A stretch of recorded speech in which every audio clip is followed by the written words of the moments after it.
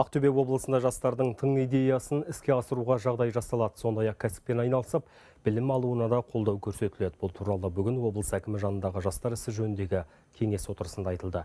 Өскелең ұрпақ үшін жағымды жаңалықтардың қатарында келер жылы Ақтөбеде ашылатын Ұлыбританияның Херриот Уат университеті де бар.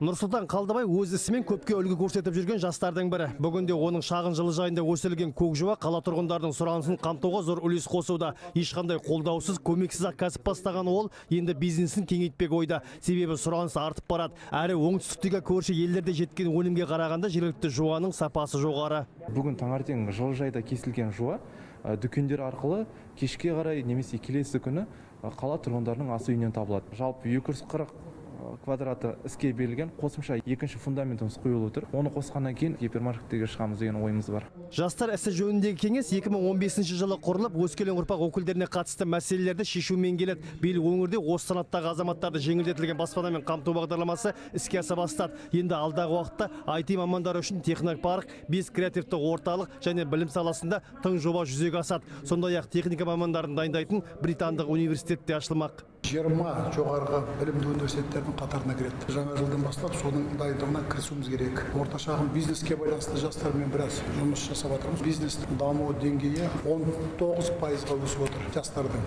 Тұрақты мемлекет дамытатын дейтін болсақ, орта шағын бизнесіміз болашақта мықты болу керек. Шара барысында тәуелсіздік ұрпақтары гранты мен облыстық жастар сыйлығы байқауының жеңімпаздары марапатталды. Ал бүгінде облыс бойынша 18 бен 35 жас аралығындағы 285 мыңнан астам жас бар. Әнуарбек Мырзатайұлы, Болатбек Молдағалиев, Ақтөбе, Хабар 24.